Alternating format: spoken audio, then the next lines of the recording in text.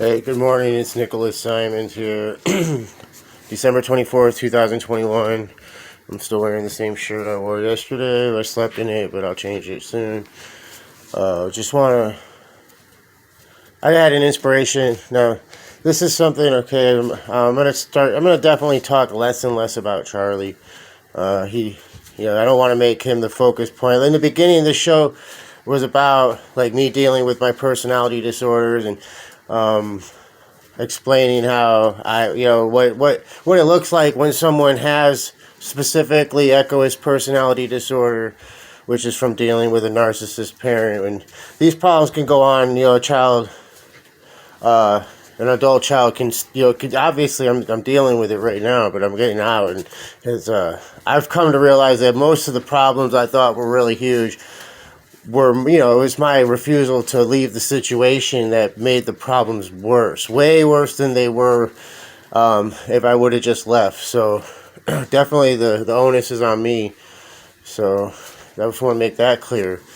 But part of like me being able to deal with the malignant narcissist thing is just letting things go that in the past it would have been an argument. And it's just in general conversation, with Charlie, it's I am educated on psychology and sociology. He is not, but it's not a bad thing. But he likes to make predictions involving those two areas of study, and he's like a lot of people that aren't educated on psychology and sociology, that are just using their common sense to make predictions, and he's wrong a lot. But I don't have to be the one to correct him. It sucks to not be able to have a fluid conversation where there's an exchange of ideas. But that's just how it is, because some people have to be the smartest person in the room, or at least think they are, and that's just how it is. And I'm not gonna worry about correcting him, because he doesn't want to be corrected. Somebody who wants to be smart in conversation doesn't want to be corrected. It's just an invitation to a debate with him. So I just gotta let it. I mean, I would, like yesterday, I was just not offering other views, contrary to his, and just that was that. I just wait for him to go to work, and but it's not going to be that way anymore. I mean, well, yeah, that's how the conversations are going to be, just to keep the peace. It's not that big a deal. I'll just find other people to have discussions with. Like, the way I look at discussions and conversations in general is they're like a game of catch, where one person throws an idea at another and they catch it, and then they throw the idea back, and it's like a friendly game of catch. But then some personalities, when you try to just have a regular conversation, they want to play dodgeball, so to say.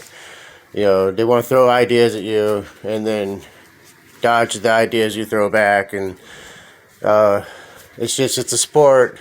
Debating is a sport.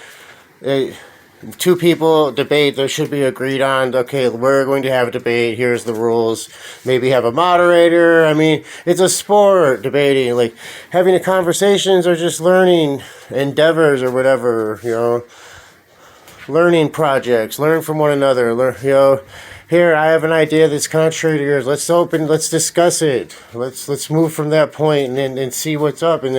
But not, hey, you're wrong, this is how it is. Like, those types of conversations aren't conducive to learning. Neither side learns anything, pretty much.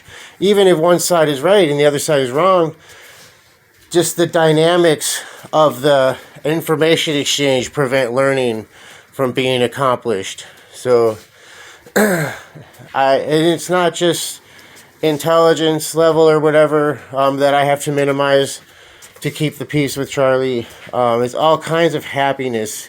He doesn't want to hear about good things going on in my life. If I appear too happy, it seems to get on his nerves. It's like he just doesn't want to hear about it. Maybe say, it's just It's not a healthy communication. Let me put it to you like that. So, but I found that expanding that and not trying to look too happy in general is not bad. It actually, from my experience, people seem to like me better in general when I'm just kind of not that happy. It was strange earlier this year when people that saw me when I was doing bad, they were happy to see me. Hey, look, yeah, let's. There was big smiles when I'd come in the room when I was doing bad, and then when I was doing good, and I'd come in the room, kind of looks of resentment, that I got. I didn't feel as welcome in certain areas by certain people anymore. Once I started doing good and I was happy and radiating happiness and energy, it seemed like my happiness was sucking the happiness out of them and making them unhappy. So now I just want to, I don't have to tell everybody about every good thing going on in my life if I'm doing great. Just keep it on the low, just so I don't generate haters, I guess. I don't know how else to describe it. Just, people that see other people doing good, if they're not doing good, they begin to hate on them. And I don't want people to hate on me, So I'm going to try to minimize the appearance of my happiness, for people so that they can be happy. Because it's not that important to me that everyone know if I'm doing good. If it's not making them happy, then I can put that to the side. Just tell a couple people, close people in my life. So, that was like the message I wanted to convey is like, sometimes it's okay to minimize your happiness. Not everybody has to know how great you're doing. Now what I touched on about like the common sense thing, people that have common sense and a high level of intelligence but lack studying, they operate within their sphere of common sense and research and experience, and due to like kind of like the phenomenon of Dunning-Kruger, they're not aware of what they don't know, so they don't think it exists. So they, like me and Charlie, came up with something a long time ago. Like if somebody thinks there's only 5 things in the world and they know 5 things, they think they know everything in the world, and then oh my God, there's a 6th thing. Nah, I've never heard of it. Sorry, no 6th thing. Then they learn about the 6th thing, and they're okay. Now, okay, there's 6 things